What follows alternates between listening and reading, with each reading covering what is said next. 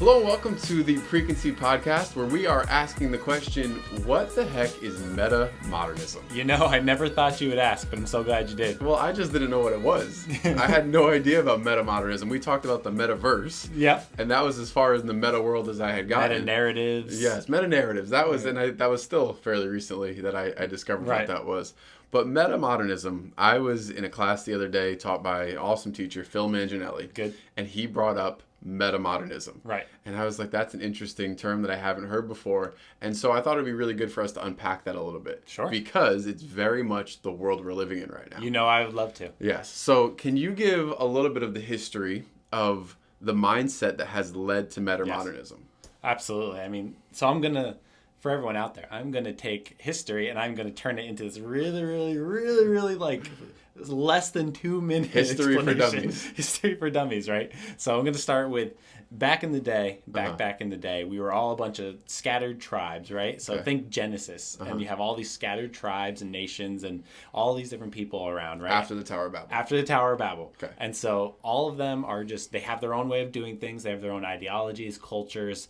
They believe in certain things, the religions, right? And so everyone, they only really come into contact when either they go to war or they're raiding each other or maybe they're allies, right? But there's not really this connection.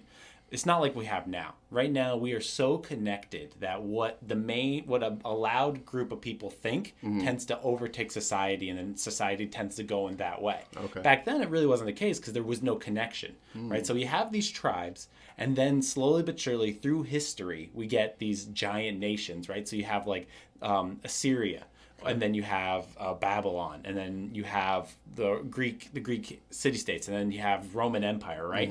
And then you have Constantinople, and then all these different, like these Arabic nations, they all come together. So you have these once very separate tribes, and now there's larger tribes. And the more that we get connected, the more that we kind of begin to develop these things called social philosophies. Is that groupthink? It's essentially, right? And it's kind of a natural thing. The more that more people come together and are able to communicate, and before it used to be they would have letters to each other, and then the printing press came out, and then technological advances made it easier. But eventually, the more you get together, the more people are influenced by these things called social philosophies. So what used to be social philosophy and what is still for us and people who maybe connect to a more traditional religion, a more organized religion, right, is this concept of traditionalism, right? And so you and me are we're traditionalists living in a meta-modernistic world. Okay, right? That's where the conflict comes in. And this is where the conflict is. Because traditionalists, are you talking about holding traditional values? Yes, right. So think of, we have social philosophy, how things work, how we believe things to work, right? And so we believe things to work through a very specific mindset or a very specific way of working, right? So you have the Bible, right? You have God speaking, God creating, the Torah. You have these ways of explaining why things are the way they are and what's our purpose in them, right? So that was okay. And you would have Buddhist philosophies, you'd have Confucianism, you have Islam, Judaism, maybe some of these other different religions, Hinduism, and those are all traditional ways of looking at things. And that was okay for a long time until we got to what we talked about in one of our first podcasts. We started talking about modernism. And modernism decided that we didn't need those things, that we could now progress and evolve with just reason alone. Because so that's where like technology came along, right? So then we advanced science. much that through these things, that was going to be the path forward. Right. And everything was going to be okay. We were going to advance to the point where we were going to be this amazing society. We were going to be the gods. We're going to be the supermensch, as the Ubermensch, as Nietzsche said. We were going to be so well advanced, and they really idolized scientific movement and reason and the push of progress. And then again, we talked about all the crazy stuff that happened, and world wars, depressions, coups, murder, like all this stuff that really people decided this doesn't work. People were like, we shouldn't be so positive. Okay, right? So modernism, positive. We're positive that humanity is going in a direction. We don't need that religion anymore. We don't need to tell you how to live. This is how we live. And so much came out of that. And then all that crap happened, and now people are like, what were they so positive about? Life is terrible. And you get this postmodern environment, questioning everything. It's marked by real cynicism, pessimism, sarcasm, like even the art and everything, it doesn't really have a meaning because there's so many different meanings and the objective realities. But it means whatever the beholder finds in it, right? But, yes, exactly. But what we realize is that where we are now, which ushers in this meta-modernism, which is this concept that, well, we don't like what modernism was teaching. We certainly don't like what traditionalism was teaching. We don't like what modernism was teaching because there's some critiques that we have of it that postmodern did well. But now we're all depressed and we have no purpose. Okay. All of a sudden people are looking at society and they're like, no one has any drive. It's like everyone just is this weird, sarcastic, like everything's ironic, and that could be good for a time, right? We can be sarcastic and pessimistic for like a little bit, but if we live our whole lives that way, eventually we're going to see the cracks and things are going to fall apart. So you usher in this concept of meta-modernism, which is trying to make sense of things using what we had before, but in a different way now. So you're taking postmodernistic beliefs, which are tearing down the structure.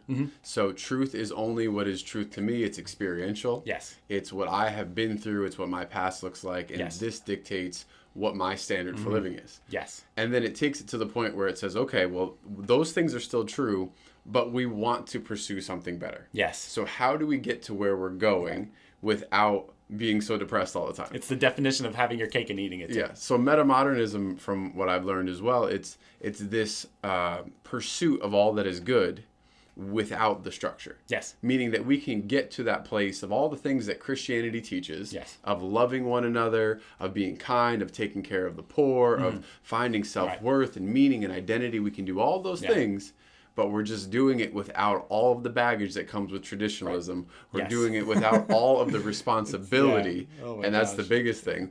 I think one of the quotes that I took, and maybe I'm paraphrasing a little bit from that lesson I was learning, is that what meta-modernism does is it promises euphoria without the cross. Right. It promises all of the good outcomes. You mean the HBO HBO show things. Euphoria? I don't know. I don't know what that is. Don't watch it. Okay. I don't know. But it promises that without having to lay our life down. Yes. Without having to give ourselves over or to surrender to God. Yes. And any time that we enter into a mindset that says, I'm going to achieve and I'm going to do it without God, without Jesus, without a relationship with Him, we have obviously crossed into a very dangerous territory because ultimately it's never going to work. There is going to be reflections and maybe a mimic of Christian values that are going to work to a certain point. But if you remove God out of it, if you remove the true meaning out of it, the author of all of it, we're always going to end up frustrated. No, it's not going to make any sense. No, right? There's no meaning really that's going to come out of it. And so ultimately we're going to get to that point of, well, we've done it all without God, but still we have no meaning. Yeah. There is no exactly. So you end up in the same place. And then we have to have another advancement on meta-modernism, and there has to be super meta-modernism. That's the thing. It's never going to end. Wait. Is it post-meta-modernism? Right, If that doesn't work? No, eventually it'll be the post-meta-modernist, and then you have to create another word, then it'll be the post-that. I don't know if we'll be making podcasts at that point. No. We'll be back to explain it when it comes out. We'll always have a podcast to talk about it, because there'll always be something new. Yes. But no, so there's so much to break down in that, right? So humans are going to human. It's the most human thing ever to look at what didn't work and refuse to ultimately look at. We need to deconstruct modernism, right? And we need to deconstruct these things and go to the traditional value of thought, which is that there is a way and there's a structure and there's a path to go on, right? That's what we believe. Yeah. And we exist in this world now that is so wrapped up in trying. It's like human beings, they know what is good, which is, we believe, made in the image of God. It's somewhere deep down there.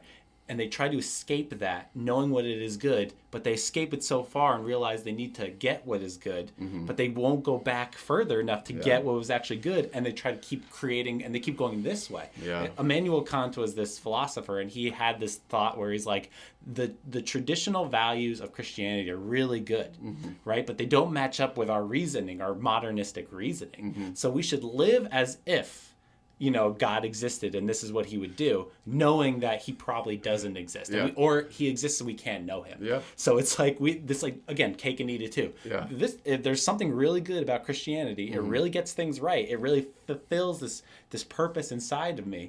But that couldn't possibly be true. Yeah. So we should act as if it is, but no, it's not. And it's so stupid. It sounds like the repeat of the Tower of Babel. Oh my gosh. We want to get Everything to heaven, but we want to do it on our terms. Yes. We want to connect with God, but we want to do it on our terms. And that is really what it boils down to, which is this humanistic belief that it is all about us. Yes. It's always about us. It's about what makes me happy, me comfortable, what I believe in, the things that I've gone through. We've talked about intersectionality before.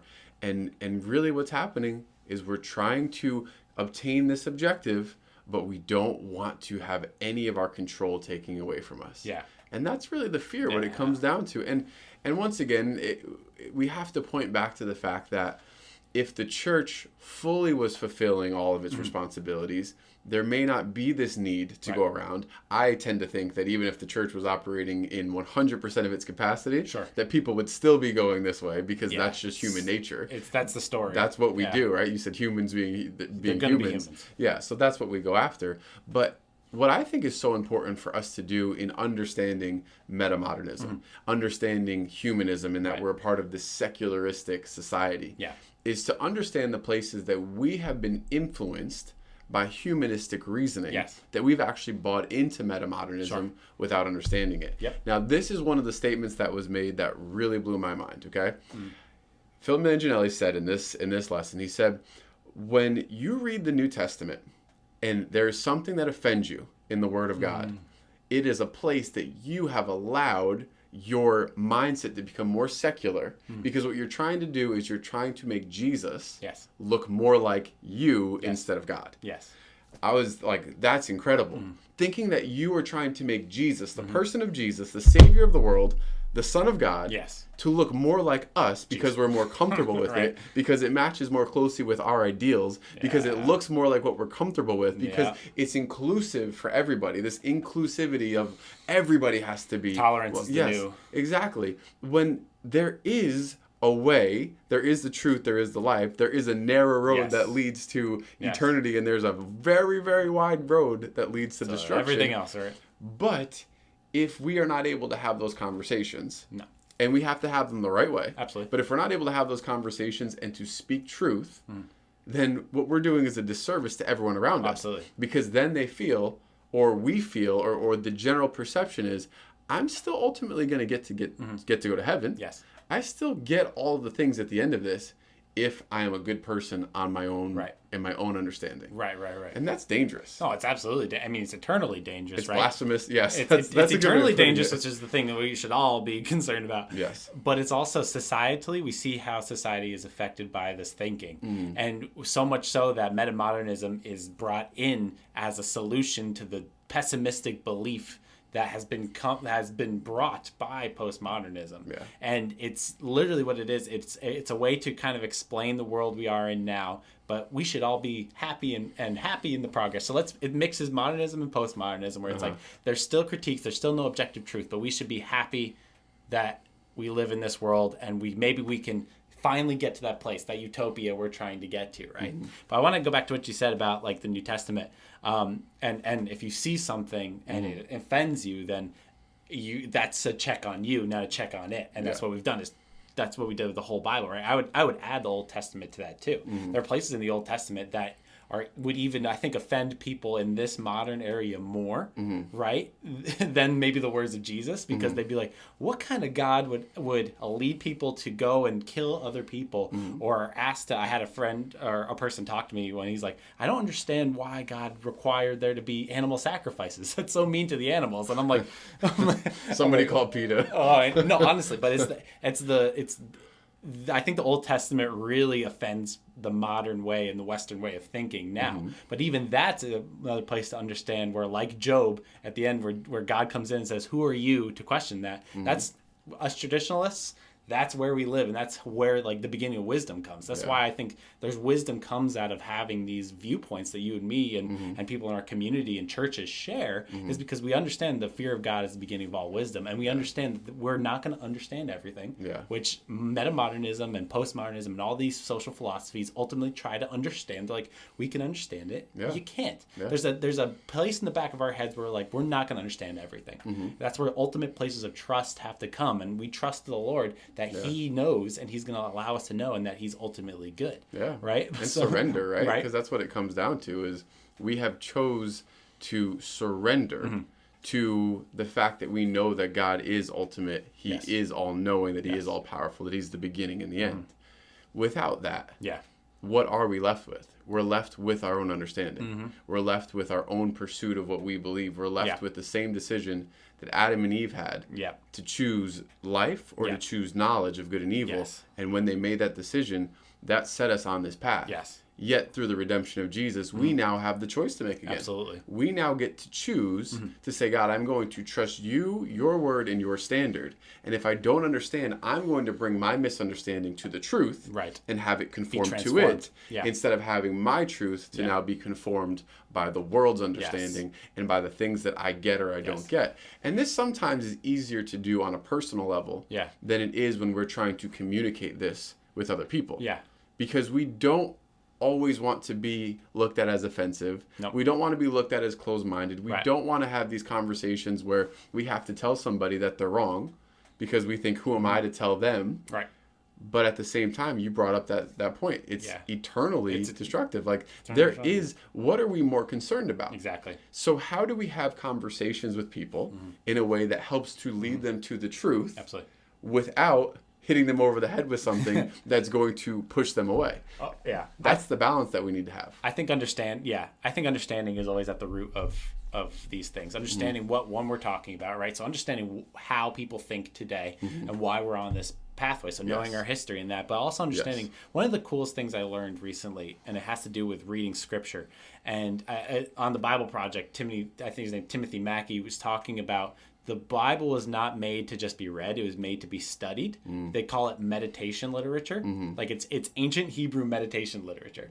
To where, and what you think about meditation literature, it's that you're over the course of a human life, it would be studied and restudied and restudied and restudied, because the things that are expressed in the Bible from Genesis to the Revelation, right, it's a giant, it's kind of like a circular motion. So you get to you go through it and you find, like, you go through it and God creates the world, and then you find Jesus multiple down, and then eventually Jesus comes back, right? And while we're here, we're going through the scriptures, and then when we find Jesus, we then look for Jesus in the beginning too, right? So that's the best way to read the Bible. We Christians believe is that we're looking for Jesus in the beginning because we believe he exists throughout the entirety of it, right? John 1. Exactly. So what you're talking about when we're discussing things with people, I think the first thing that we, as who know the truth, need to understand is that we are transformed by the word. We are transformed. That's how we that's where we get our philosophy from, right? That's where we get our ultimate philosophy from. So when we enter into these conversations, I think it's very important that we are on this process daily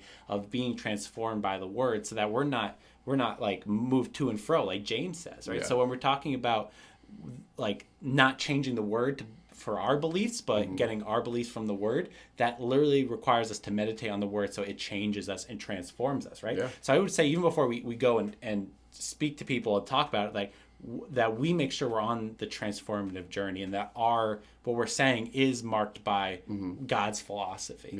And I think that it's important to understand that compassion and truth are not mutually exclusive. So even when there is disagreement, even when there are things that we want to bring them to a higher way of thinking that's going to be more beneficial for them in the long run anyway, we have to understand that compassion is going to be that gateway. So I 100% believe what you just said. We have to understand it first, know where it's coming from, know that it's not this new concept or reality, and that we do have the ability to speak to these issues as long as we're doing it from a place where we are representing Christ well. Where they know that I'm here for you and for your benefit, but because I'm here for you and your benefit, I'm not going to lie to you. I'm not going to give you false hope and things that are anti-biblical. And maybe I don't say it all at once, but have some tact. I owe you the fact that I'm going to speak truth to you. It's true. That I'm going to be willing to speak to you about what the Bible actually says. Yeah. That Jesus is the way, the truth, and the life. That no man comes to the Father except through him. Right. But unless we really believe that deep down inside of us, which is to your point, it's going to be difficult for us to be able to communicate that effectively. And exactly. I think that we grow through our understanding, and when we mix the two, right? We mix the compassion with the understanding and the ability to speak, and we have a tact. And I think it will help us when we understand the philosophies of the day and understand the philosophies we believe in to begin to engage people on levels that they could understand, right? Yeah. And it's a marathon. This is like talking to people about the Lord isn't always a sprint. It's not always you see them on the street and be like, Jesus loves you, right? And that might have really, really cool like fruit for sure. But I think the most momentous changes happen when you are on a journey with someone and you're able to communicate these things, but you learn how to communicate. Yeah, so maybe the second thing would be understand, but everyone learn how to communicate well. Yeah. Which is part of the reason why I think we wanted to do this, because we wanted to increase our ability to communicate complex things and have discussions with people that it's really affecting them in their everyday life, right? So like when we marry compassion with understanding, I think we absolutely are able to crack the code on influencing people in a different way. And the last thing I want to say, and I think this ties into what you were just saying, is that a really effective way to be able to help communicate is sometimes just to ask questions. What I found is a lot of people don't know what they really believe or why they believe it. And if you can ask questions about, well, what do you believe and where does that come from? And basically, how's that going for you? Yes. Like, to be able to ask questions, we don't have to be the ones that are always like pointing the finger and saying, okay, this is wrong and you're doing the wrong thing. But ask questions, ask where they're coming from, because that shows compassion as well. Well, absolutely. And if we would learn to communicate on that level, I know that it would be so much more effective in being able to have these difficult discussions. No, absolutely. And being able to understand, like, looking at what metamodernism is for what it really is just a continual push down the line and trying to make up for the things that are lacking. And what it really is it's a philosophy of the one who took out Adam and Eve, right? Yeah. The one who deceived them. It's the same thing. It's to mimic and keep mimicking and keep mimicking, but it will always lack the purposeful fruit of what the Lord has and what Christianity has. Yeah. It's a counterfeit, and that's always what the enemy's trying to do, is to bring counterfeit to any of the truth of God. So So hopefully at the end of this episode, you have a greater understanding of what meta-modernism is. There's another tool in your tool belt to be able to comprehend that. We want to know your thoughts and any questions you have below. Send us a message like this. Hit the subscribe button and share it if you would. We would greatly appreciate it. Have an awesome week.